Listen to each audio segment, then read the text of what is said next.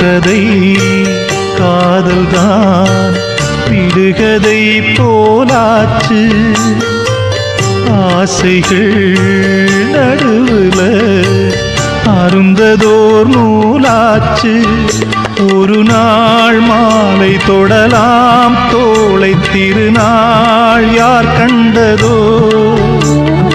அம்மம்மா விழிகளின் ஓரம் ஈரம் மனசில் ஒரு பாரம்.